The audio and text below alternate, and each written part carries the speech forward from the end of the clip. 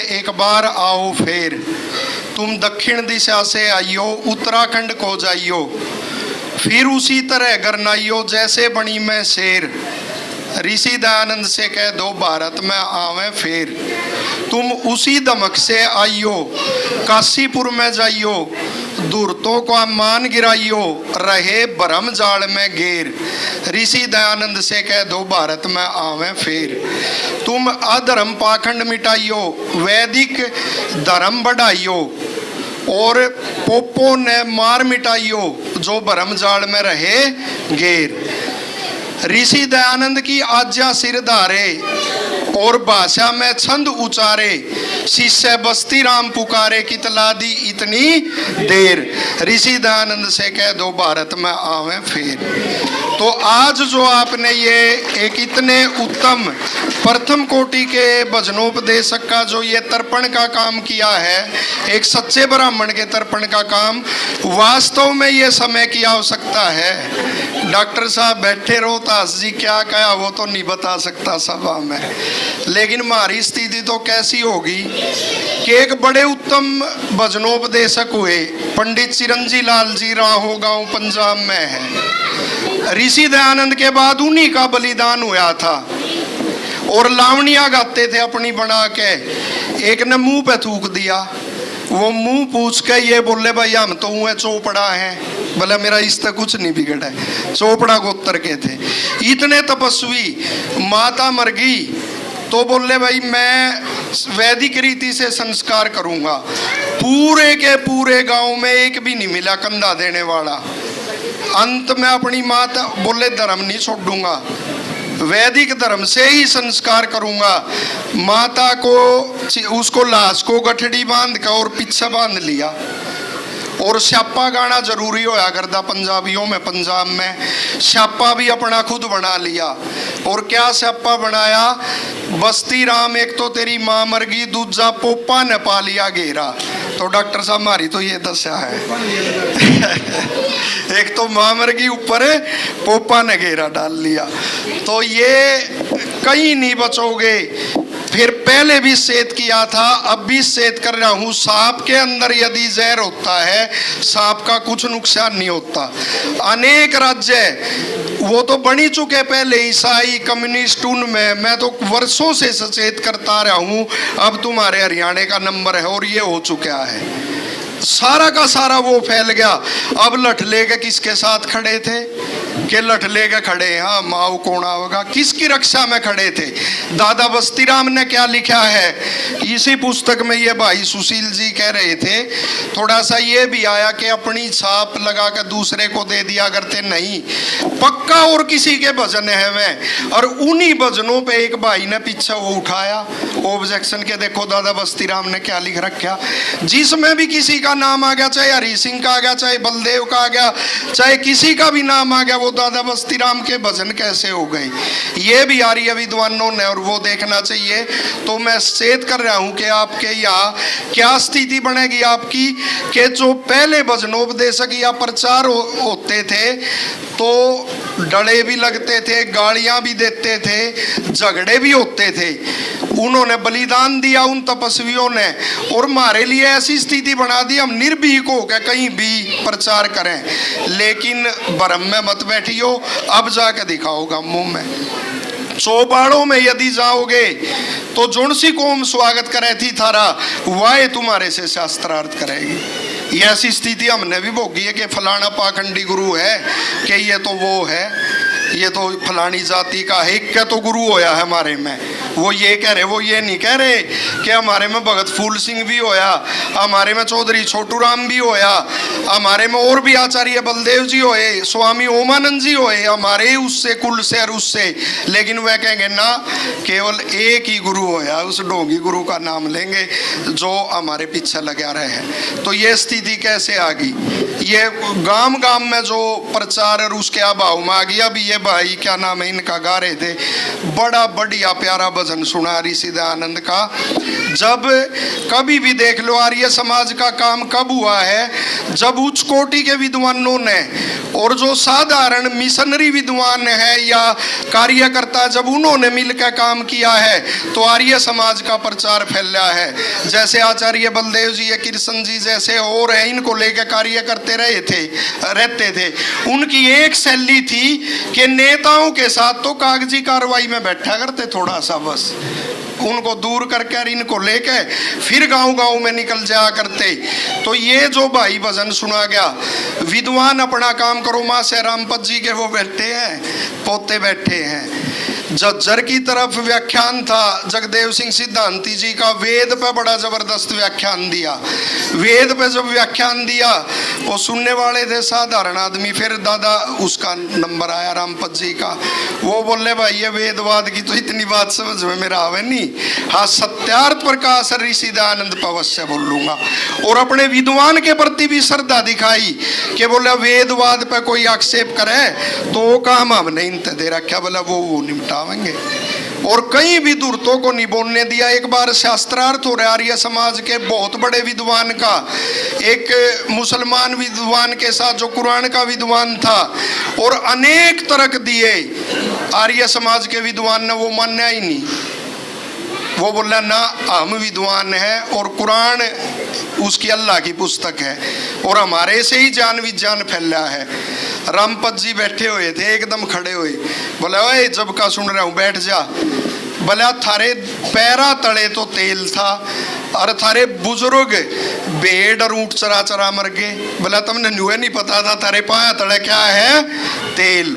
और अब मैं अब पता लगा, कुछ साल पहले वहीं चुप हो गए। दादा बस्ती राम जी एक जगह शास्त्रार्थ कर रहे पुराणिक पंडित के साथ। पुरानी पंडित के साथ जब शास्त्रार्थ करने लगे तो उसने घेरने के लिए एक सवाल कर लिया। कोई विद्वान ऐसा वो जवाब नहीं दे सकता जैसा दिया, क्योंकि उन लोगों के अंदर श्रद्धा होती थी। वो पौराणिक बोले ये ओम किस धातु से बना है? अब संस्कृत में धातु होती है, हर शब्द धातु से बना है, अवय धातु से बना है। अब दादा बस्ती राम जी वो सामने बैठा विशाल जन समूह और संस्कृत आती नहीं थी, एकदम से विचार सूझा। बोला देखो लोगों के कह रहा, भले इनका भगवान धातु तो बनता होगा, भले किसी का लोहे तय, किसी का चांदी तय, किसी का लकड़ी तय, भले हमारा तो निराकार है। लोगों ने एकदम से ताली मचा दी। और जब कहने का भाव यही है, जब एक के कार्य समाजी 200वीं ऋषि की जयंती बना रहे हो, जब एक के कार्य समाजी प्रचारक बन जाएगा। अभी कुछ दिन की बात यही है, टिटोली से बैठे हैं कई युवा, मेरे पास एक है मिट्टी टोली हमारे पास ही पड़ा, वो बैठा था। बोला गुरुजी 5 व्यक्ति घेर रहे थे मेरे को कोठड़े पे, और पूरी बहस चली डोंगी गुरु के विषय में, गायों के विषय में, कि अनेक घंटे तक बहस हो ही गई कि वो आगे नहीं जान दिए। मैंने जब एक के कार्य समाजी मिशनरी बन जाएगा तो समझ लो बच जाओगे, वरना आपके उत्साह के लिए कहना पड़ रहा है कि बच रहे हैं। बचन में कोई वो चीज शेष नहीं है। अंत में केवल एक और निवेदन है मेरा, ये कृष्ण जी ने एक बयान दिया बड़ा अच्छा लगा कि जगह जगह डोंगी के और वो लग रहे हैं ये पोस्टर, और वो इज्जत भी जावेगी और जान भी जावेगी। दादा बस्ती राम ही सुनाते थे कि वो बहू का हो ऊपरी पर आई, कामना दे वैद की दुआई।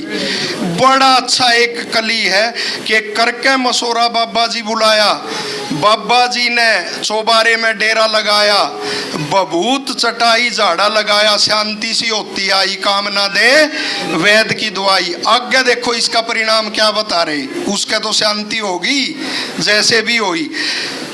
आगे कितनी अच्छी बात लिख रहे हैं लोगों, अपना मरण जगत की आसी, या ना बात जरा सी, ऐसे बदमाशों को चाहिए फांसी, बस्ती राम की कविताई। काम ना दे वैद की दुआई। तो जितना भी ये पाखंड बढ़ेगा ना इज्जत बचेगी और ना जान बचेगी। अब भी आते हैं कई डॉक्टरों के पास, इसके पेट में दर्द हो गया, इसका ये हो गया। 80% केस ऐसे पाएंगे जो ये बदमाश बबूत देते हैं, कुछ खिलाते हैं। ऋषि दयानंद जी पहले ही सचेत कर गए, उनके शिष्य बस्ती राम जी जैसे पहले सचेत कर गए। तो किसी भी तरह से इस पाखंड को मिटाते रहो। दादा बस्ती राम जी जैसे ऐसे पवित्र उस पे जिसने आरोप लगा दिए, एक भाई ने पीछे लिख दिया, कोई जवाब देने वाला नहीं मिला कि अंग्रेजों के वो थे, कि ये तो अंग्रेजों क्या, कि पूरे भारत में एक उदाहरण है, टिटोली गांव का है और बोर गांव का है, कि पंचायत भवन में ये है यज्ञशाला। इससे बड़ा उदाहरण क्या उसका है? ना तो ये पंचायती ये मार करेंगे हमने, ये तो खड़े हैं उनके साथ लट लेके, जिसको दादा बस्ती राम कहते थे सोने के बन के आवे तब भी हमने नीसू आवे, कि भैया अंग्रेज मिशनरी है, मुसलमान मिशनरी है, यदि सोने के बन के हमारे साथ आवेंगे ना तब भी हमने ये अच्छे नहीं लगे। और पंचायती हुआ लट लेगा खड़े मेवात में, अकाइयो हम देखेंगे, किसने देखोगे तुम, किसके मारे देखोगे। तो ये सबसे बड़ा एक वो है, जितनी भी हम जाति का नाम नहीं लेते लेकिन प्रसंगवश लेना पड़ रहा। यूपी में उदाहरण देखो, जितने भी जाट महासभा थी, जनेऊ पर रोक लगाई जब फौज में, तो जाट महासभा ने आवाज उठाई थी, उसके सारे के सारे सदस्य जनेऊ पहनते थे जाट महासभा के। कबूल सिंह जो मंत्री थे सरोखाप के, वो क्या पहनते थे? जनेऊ। कभी जगदेव सिंह सिद्धांती सरोखाप पंचायत के क्या थे? अध्यक्ष। तब ये पंचायतें और वो धर्म के बारे में निर्णय लिया करती, वरना ऐसा नाश हो जाएगा कि बिल्कुल भी बताने लायक नहीं होगा। तो दादा बस्ती राम के उस पर प्रत्येक ये संकल्प लेवे कि धर्म रहेगा तो हम रहेंगे। पिछले दिनों और उससे कोई कुछ पुस्तक लिख रहा, कोई कुछ टिप्पणियां कर रहा, तो इसको बचाने का सबसे बड़ा उपाय ये है कि धर्म को बचा लो। जो धर्म विरुद्ध टिप्पणी करे है, चाहे वो किसी जाति का हो, किसी संगठन से जुड़ा हो, वो हमारा अपना नहीं हो सकता, अपना हित ऐसी नहीं हो सकता। इन्हीं कुछ शब्दों के साथ भाई अमित शिवा इतना बड़ा कार्य किया बहुत, वरना एक ऐसे जो सारी आयु भर 110 साल के कह रहे थे लेकिन 117 साल के भी प्रचार कर रहे थे, 117 साल के प्रचार कर रहे। और पुलिस पकड़ने जब आई, पुलिस पकड़ने एक आंदोलन के दौरान आई, आज तो हम एक दूसरे के गिराने के लिए नेताओं के पास घूमे हैं। जब तो नेताओं से भी टक्कर लेते थे, पुलिस से भी टक्कर लेते थे। दादा बस्ती राम जी बैठे, हरी सिंह जी साथ में बैठे थे। बोला कौन आया भाई? बोला थानेदार आया। बोला इनकी अरमारी तो ना बनया करे। वो थानेदार बोल रहा पकड़ के ले जाऊंगा तने। बोला अच्छा इब तू राह दिखा करेगा मने? बोला हरी सिंह दिखा कर रहा, तो इब तू दिखा करेगा। वो हाथ जोड़ के बोला बाबा तेरे तक क्या बात करनी है, और चला गया। तो ऐसी मिशनरी वो करके। और अमित जी आपको पूरी इसमें घोषणा कर रहे कि पूरा का पूरा पुरुषार्थ निर्देशन सहदेव समर्पित जी का है। इन्होंने भी जो अपने पिता है चंद्र भानु जी, उनका सच्चा तर्पण किया, उस मार्ग पर चल रहे हैं। और पूरा श्रेय इस भाई का है अमित शिवा का। और साथ में जो आश्रय दिया, यहाँ स्थान दिया श्री कृष्ण शास्त्री जी ने, एक सच्चे ब्राह्मण को के तर्पण का जो फल मिला वो आप सबको मिलेगा। धन्यवाद। बहुत बहुत धन्यवाद आचार्य जी का, हमें सचेत किया कि न संभले तो रोना पड़ेगा, न संभले तो रोना पड़ेगा, नरक में गर्क होना पड़ेगा, हमारा ऐसा बुरा हाल होगा जो बताने के काबिल नहीं है। तो हमें सचेत होना चाहिए, सावधान होना चाहिए। और सावधानी और सचेत एक है कि वेद का प्रचार करना चाहिए, आर्य समाज को बढ़ाना चाहिए।